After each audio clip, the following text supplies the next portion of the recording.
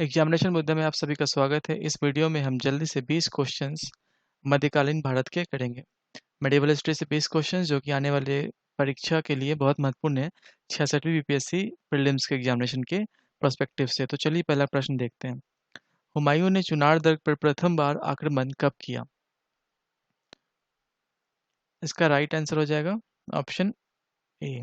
1532 में हुमायूं ने चुनार दुर्ग पर पहली बार आक्रमण किया था। दुर्ग जो है, चुनार किला जो है, यह कहाँ है? मिर्जापुर में है, उत्तर प्रदेश। अकबर के शासनकाल में निम्न घटनाओं को तिथि क्रमानुसार आपको लगाना है।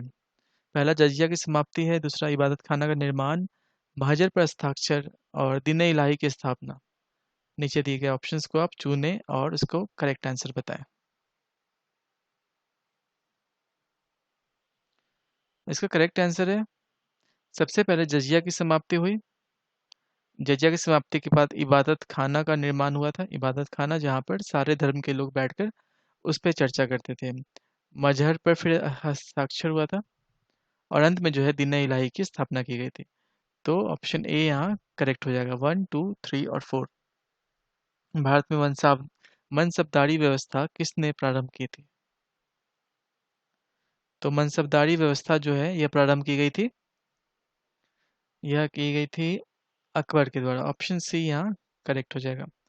1595 से लेकर 1596 के बीच में अकबर ने मनसबदारी प्रथा को प्रारंभ किया था। अकबर के शासनकाल की निम्नलिखित घटनाओं को पढ़ें और घटनाओं का सही कालानुक्रम नीचे दिए गए ऑप्शंस के द्वारा करें। प्रांतों का गठन, घोड़ों का दागना, मनसबदारी व्यवस्था का प्रचलन और जजिया की समाप्ति। इनको जो है आपको ऑर्डर में लगाना है। तो इसका करेक्ट आंसर हो जाएगा, जजिया की समाप्ति सबसे पहले हुई, फिर उसके बाद घोड़ों को दागना जो है शुरुआत किया था अकबर ने, और फिर प्रांतों का गठन और अंत में मनसबदारी व्यवस्था का प्रचलन हुआ था। तो ऑप्शन डी यहाँ पर करेक्ट हो जाएगा। अकबर का शासन किस लिए जाना जाता है? क्षेत्रों को जीतने के लिए, अपनी प्रशासनिक व्यवस्था के लिए, न्यायिक प्रशासन के लिए, या उसकी धार्मिक कट्टरता के लिए? तो नीचे दिए गए ऑप्शंस को देखकर आप सही उत्तर इसका चुनें।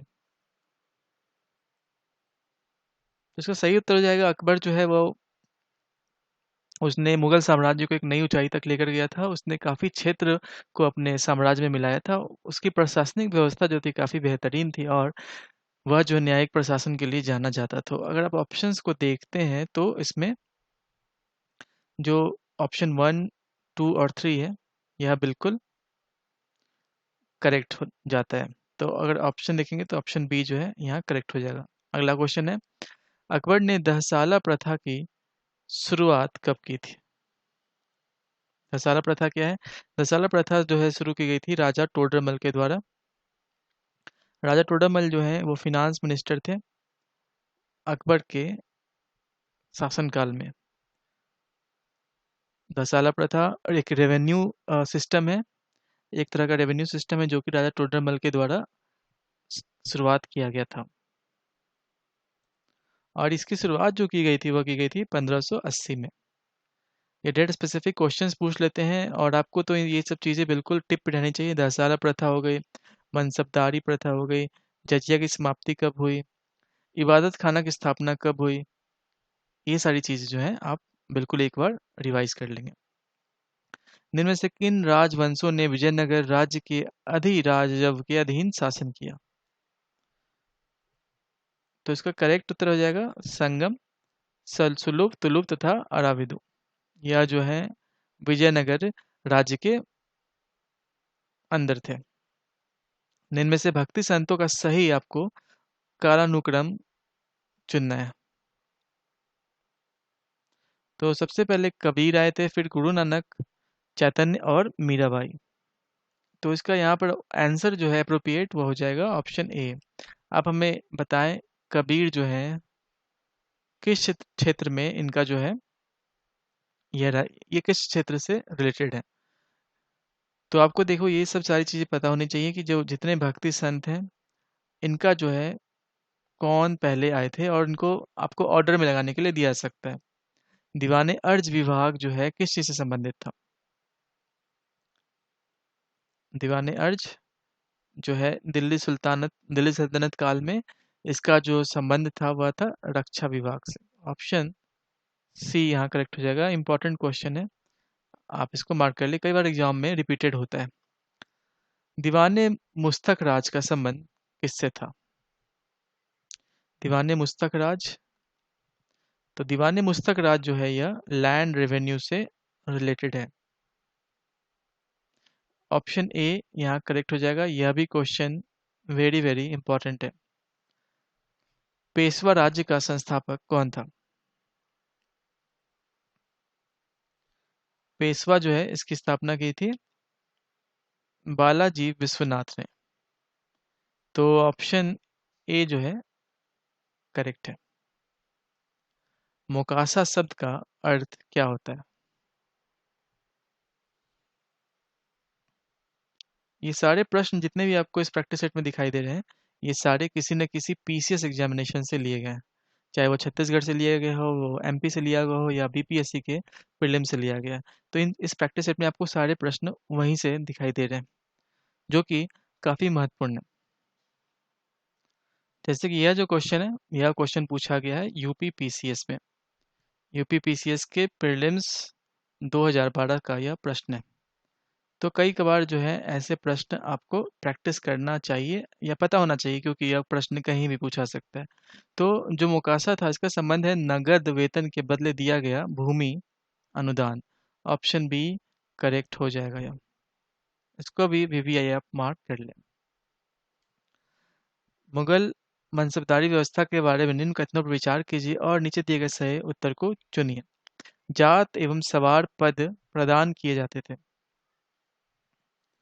मनसबदार आनुवांशिक अधिकारी होते थे। मनसबदार के 3 वर्ग थे और अंत में दीवान कार्यालय द्वारा इनको वेतन दिया जाता था।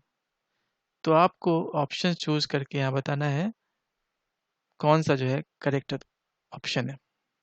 चारों कथन सही है, चारों कथन गलत है, केवल 1 2 3 सही है, या 1 और 3 सही है।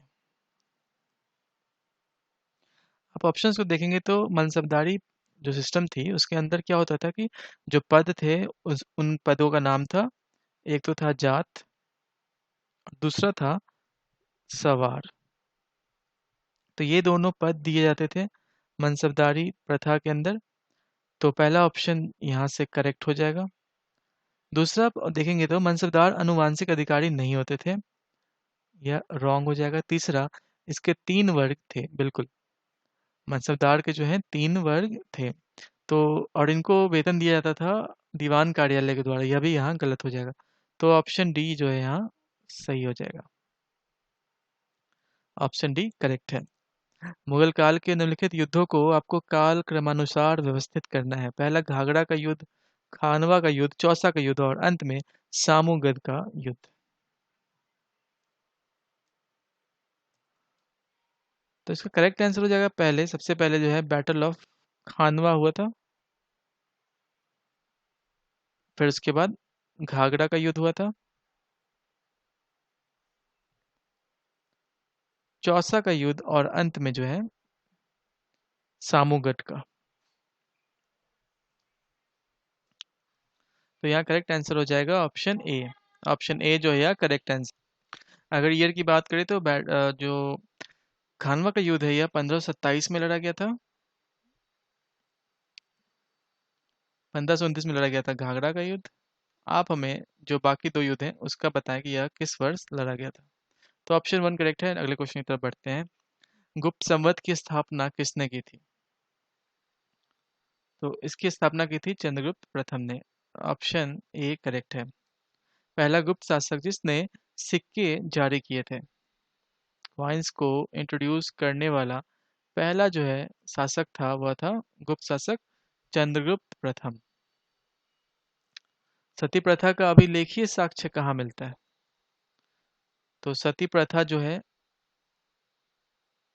सती सिस्टम, यह किस अभिलेख में मिलता है? तो यह मिलता है एडन अभिलेख में। ऑप्शन बी करेक्ट होगा।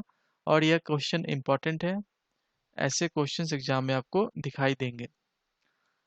नेक्स्ट क्वेश्चन है, निम्न में से कौन सा एक अभिलेख लौह स्तंभ पर पाया गया? तो इसका करेक्ट हो जाएगा मेहरौली प्रशस्ति। मेहरौली में जो अभिलेख है वह लौह स्तंभ पर पाया गया है। यह भी क्वेश्चन कई बार रिपीटेड होता है, वीवीआई क्वेश्चन है।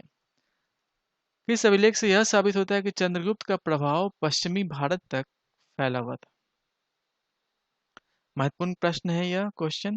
तो इसका आंसर है रुद्र दमन का जो जूनागढ़ अभिलेख है, इसके द्वारा पता चलता है कि चंद्रगुप्त मौर्य का प्रभाव जो है वह चंद्रगुप्त का प्रभाव पश्चिमी भारत तक फैला हुआ था। और जो आखिरी प्रश्न है आज के प्रैक्टिस सेट का, निम्न में से कौन भारत में द्वितीय पुर्तगाली गवर्नर था? तो जो दूसरा पुर्तगाली गवर्नर है वह था अल्फांसो द अल्बुकर्क। आप अपने आंसर्स अगर आपने सॉल्व किया हमारे साथ तो अपने हमें मार्क्स स्कोर जरूर बताएं नीचे कमेंट बॉक्स में।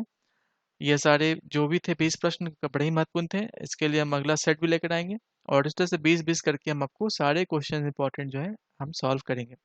आपको वीडियो पसंद आता तो प्लीज़ इसको लाइक शेयर सब्सक्राइब जरूर कीजिए। और हाँ, पीडीएफ जिनको चाहिए वो टेलीग्राम चैनल ज्वाइन कर सकते हैं एग्जामिनेशन बुद्धा का।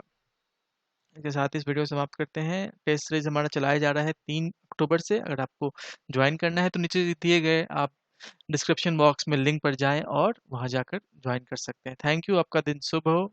अपना ध्यान रखिए। Take care.